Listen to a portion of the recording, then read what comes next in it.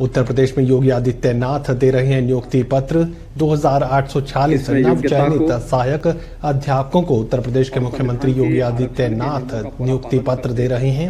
सीधे रुख करते हैं उत्तर प्रदेश के योग्यतम अभ्यर्थियों को प्रदेश के अंदर शिक्षा जगत में किए जाने वाले परिवर्तन का साक्षी बनने का एक अवसर प्रदान किया गया है और आज ये सौभाग्य आपको प्राप्त हो रहा है कि उत्तर प्रदेश लोक सेवा आयोग के द्वारा चयनित 2846 यानी 2846 प्रवक्ता और सहायक शिक्षकों की भर्ती की प्रक्रिया पूरी हुई और उन सभी नव चयनित शिक्षकों के नियुक्ति पत्र वितरण का कार्यक्रम माध्यमिक शिक्षा विभाग ने ऑनलाइन मेरिट के आधार पर उन्हें विद्यालय भी चयन करके उपलब्ध करवाए हैं। मैं इसके लिए माध्यमिक शिक्षा विभाग को खासतौर पर deputy CM doctor Dinesh Sharma ji को हृदय से बधाई देता हूं, धन्यवाद देता हूं। आप सबको शिक्षा जगत में ऐसे समय में एक शिक्षक के रूप में कार्य करने का अवसर प्राप्त हो रहा है जब ये देश नई शिक्षा नीति के साथ सामने आया है। आपने जब अपना अध्ययन किया होगा, अपना प्रशिक्षण लिया होगा, उस समय हम 1986 की शिक्षा नीति के अनुरूप अपना शिक्षण और अपना प्रशिक्षण ले रहे थे। 2022 से यह देश नई शिक्षा नीति के साथ आगे बढ़ेगा। हम आभारी हैं आदरणीय प्रधानमंत्री जी के, जिन्होंने 2020 में कोरोना महामारी के बावजूद नई शिक्षा नीति को पूरे देश के अंदर लागू किया। शिक्षा जगत में आमूलचूल परिवर्तन करने का, इस देश को सुयोग्य नागरिक प्रदान करने के एक महत्वपूर्ण केंद्र के रूप में हमारे शिक्षण संस्थाओं को स्थापित करने के और शिक्षा केवल किताबी ज्ञान नहीं होगी बल्कि शिक्षा एक इनोवेशन का माध्यम भी बनेगा। शिक्षा पुस्तकीय ज्ञान के साथ साथ नए अनुसंधान और नए शोध के भी माध्यम बनेगी। इस दृष्टि से नई शिक्षा नीति देश के अंदर लागू की गई है, जिसमें तमाम प्रकार के विकल्प हर एक छात्र छात्रा के लिए उपलब्ध कराए जा रहे हैं और मुझे लगता है कि उसके लिए अभी से अपनी तैयारी और अपने को उसके अनुरूप बनाने की तैयारी ये आज की सबसे बड़ी आवश्यकता है। और मैं आह्वान करूंगा आप सबका, आपने देखा होगा, आप में से बहुत सारे अभ्यर्थी ऐसे रहे होंगे जिन्होंने अपनी किस्मत को 2017 के पहले तमाम प्रकार की प्रतियोगी परीक्षाओं के साथ आजमाने का प्रयास किया होगा, लेकिन योग्यता होने के बावजूद आपको निराशा मिली होगी, क्योंकि तब पारदर्शी व्यवस्था नहीं थी, ईमानदारी का अभाव था। तब हर एक चयन की प्रक्रिया में बेईमानी और भ्रष्टाचार का घुन लग जाता था और अंततः व्यक्ति को हताश और निराश होकर के घर में चुपचाप बैठना पड़ता था।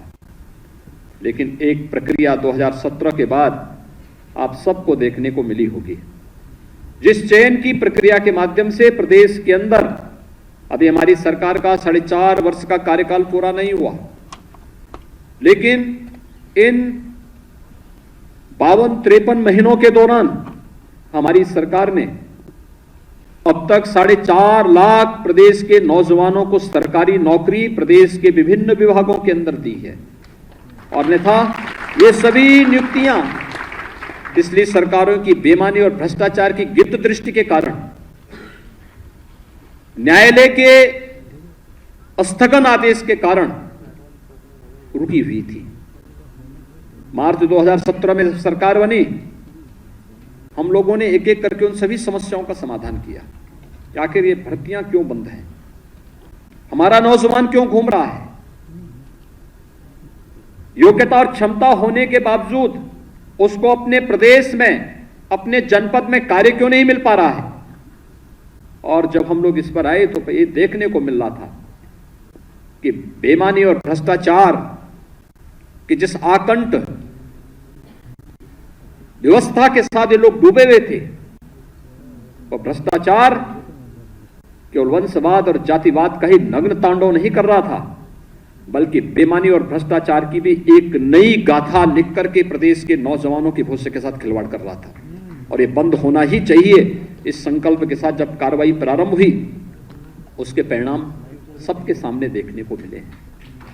4.5 लाख नौजवान सरकारी नौकरी प्रदेश के अंदर पाए। आप उठा करके देखिए, पिछले 15-20 वर्षों के उत्तर प्रदेश शासन के अंदर हुई नियुक्तियों के डाटा आंकड़ों को, किसी भी सरकार के कार्यकाल में इतनी नियुक्तियां आपको नहीं मिली होंगी। और जब हमारी सरकार के 5 वर्ष के कार्यकाल पूरे हो रहे होंगे, तब ये सरकार 5 लाख सरकारी नियुक्ति प्रदेश के नौजवानों को देने में सफल हो चुकी होगी। और ये सरकारी नियुक्ति केवल सरकारी क्षेत्र में नहीं, ये 5 लाख तो सरकारी क्षेत्र में हम लोग देंगे, लेकिन इससे कई गुना ज्यादा नौकरी और रोजगार निजी क्षेत्र में भी हम लोगों ने प्रदेश के नौजवानों के लिए उपलब्ध करवाए हैं। प्रदेश के अंदर कानून व्यवस्था की बेहतर स्थिति न केवल प्रदेश के बारे में देश और दुनिया की धारणाएं बदली हैं, बल्कि प्रदेश में निवेश के अनुकूल वातावरण देने में भी सफलता प्राप्त हुई है। और व्यक्ति इस बात को मानता है कि आज प्रदेश सुरक्षित है। हम जो पूंजी लगाएंगे वो कोई माफिया जबरन कब्जा करके, अपहरण करके, फिरौती वसूली के नाम पर अराजकता और अव्यवस्था पैदा करने का प्रयास नहीं करेगा, क्योंकि इसे मालूम है अगर करेगा तो उसके अंजाम क्या होंगे। और इसलिए कोई भी उस प्रकार का दुस्साहस नहीं कर सकता। हर व्यक्ति निवेश के सबसे अच्छे गंतव्य के रूप में उत्तर प्रदेश को मानता है। हमने व्यापक रिफॉर्म किए, उस रिफॉर्म के परिणाम सामने आ रहे हैं। ईज ऑफ डूइंग बिजनेस में 14वें और 16वें रैंकिंग से उत्तर प्रदेश आज दूसरे नंबर पर आ गया है। देश के अंदर सबसे अच्छा परफॉर्म करने वाले राज्य के रूप में उत्तर प्रदेश आया है। प्रदेश के अंदर जो कार्य प्रारंभ हुए, इंफ्रास्ट्रक्चर डेवलपमेंट के कार्य हुए, हर एक विभाग ने, शासन से जुड़े हुए हर एक विभाग ने अपने स्तर पर प्रयास प्रारंभ किया, उसका परिणाम सामने आया। और सामने परिणाम का किस रूप में कि प्रदेश के अंदर प्रति व्यक्ति आय बढ़ी, प्रदेश की अर्थव्यवस्था ने एक नई ऊंचाइयां छूना प्रारंभ किया। हम लोग जब 2017 में आए तो 16-17 के अंदर क्या स्थिति थी प्रदेश के अंदर? प्रदेश के बारे में जब लोग परिचय देते थे कि हम देश के अंदर सबसे बड़े आबादी के राज्य के निवासी हैं, और जब अर्थव्यवस्था की बात आती थी तो लोग कहते थे हम देश की 6ठी अर्थव्यवस्था है, यानी आबादी में सबसे बड़े, लेकिन देश की अर्थव्यवस्था में हमारा योगदान क्या? लोग कहते थे 6ठी अर्थव्यवस्था। आज मुझे बताते हुए प्रसन्नता है, पिछले 4-4.25 वर्ष के अंदर किए गए परिश्रम का परिणाम है उत्तर प्रदेश देश की दूसरी सबसे बड़ी अर्थव्यवस्था के रूप में भी दुनिया के सामने आया। निवेश और अर्थ जो प्रदेश के अंदर आर्थिक विकास की नई ऊंचाइयां छूना प्रारंभ किया, इसके कारण व्यापक निवेश की संभावनाएं प्रदेश के अंदर बनी। आज इंफ्रास्ट्रक्चर डेवलपमेंट के कार्य हो रहे हैं। इंफ्रास्ट्रक्चर डेवलपमेंट का कार्य प्रदेश की अर्थव्यवस्था को एक नई ऊंचाइयों तक पहुंचाने का कार्य कर ही रहा है। प्रदेश में नए निवेश को भी आमंत्रित करता है, और यह नया निवेश 1,61 लाख से अधिक नौजवानों को नौकरी और रोजगार देने में सफल हुआ। यह वही प्रदेश है जहां पे नौजवान भागते थे। आज ये जानते हुए कि उत्तर प्रदेश के अंदर जो व्यापक संभावनाएं थी, आप में से बहुत सारे लोग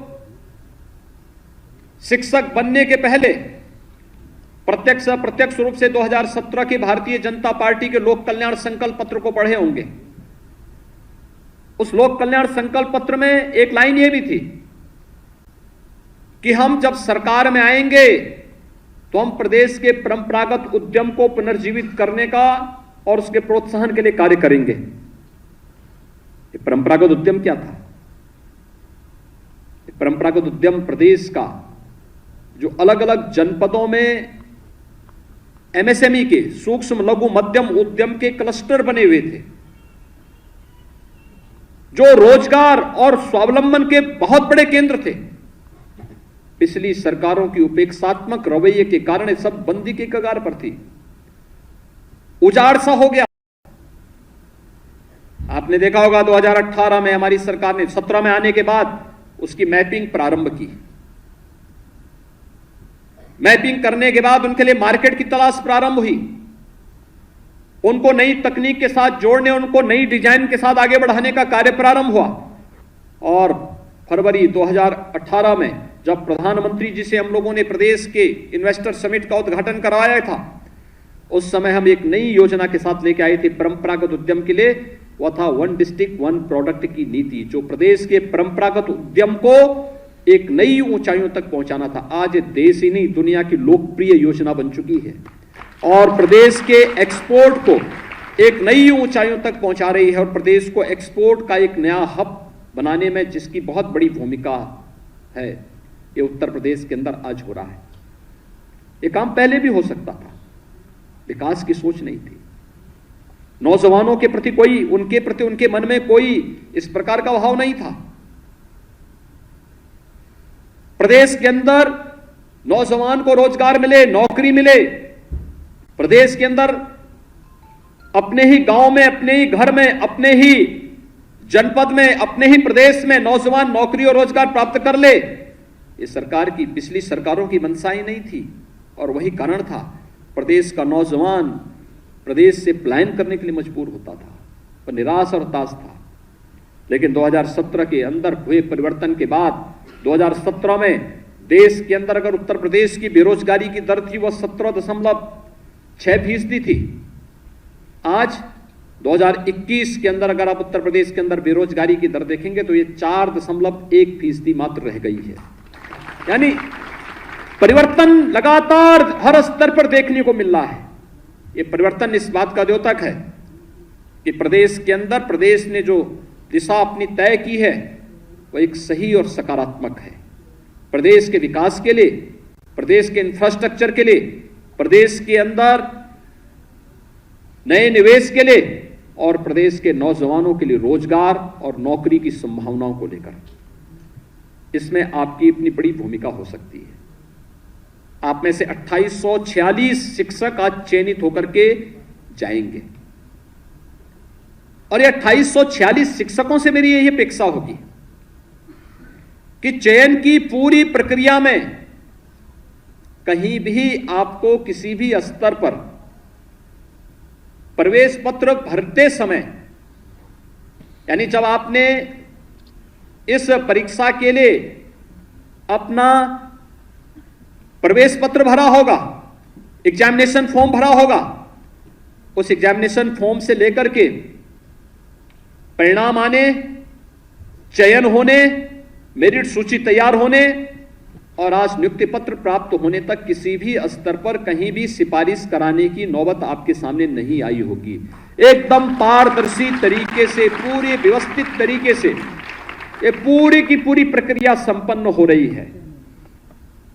जब आपको किसी भी प्रक्रिया में न सिफारिश की आवश्यकता है, पूरी ईमानदारी के साथ आपको चयन की इस प्रक्रिया के साथ जोड़ करके आपके उज्जवल भविष्य को आगे बढ़ाने के लिए और आपकी प्रतिभा का लाभ उत्तर प्रदेश के लिए लेने के लिए सरकार पूरी प्रतिबद्धता के साथ कार्य कर रही है, तो सरकार की भी आपसे कुछ अपेक्षाएं जरूर होंगी। अपेक्षा प्रदेश के अंदर एक सकारात्मक माहौल, प्रदेश के नौजवानों को नई दिशा देने के लिए आप सबसे सरकार अपेक्षा रखती है।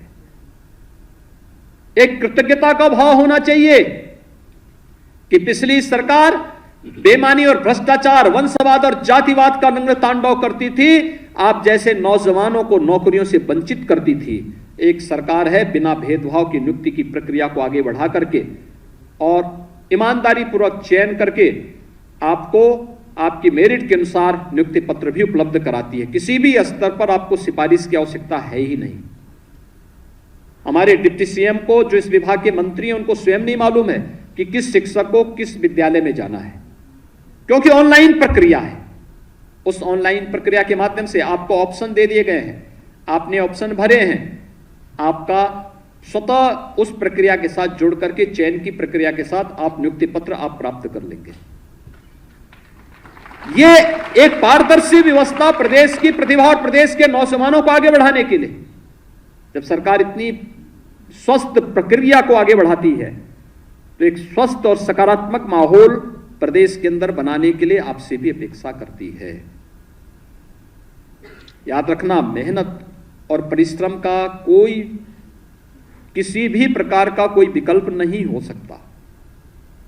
जो परिश्रम करेगा, अपने फील्ड में ईमानदारी पूर्वक कार्य करेगा, उसका परिणाम आता ही है और आना ही चाहिए, और यह संकल्प आप सबका होना चाहिए। आप इंटर कॉलेजेस में जाएंगे, याद रखना, जिन इंटर कॉलेजेस में आप जाएंगे वे इंटर कॉलेजेस ही प्रदेश की जो पीढ़ी आज शासन में या प्रशासन में लीड कर रही है, नेतृत्व दे रही है, ये इन्हीं इंटर कॉलेजेस की देन है। ये कहीं और से नहीं आए हैं, किसी कॉन्वेंट और पब्लिक स्कूल से नहीं आए हैं।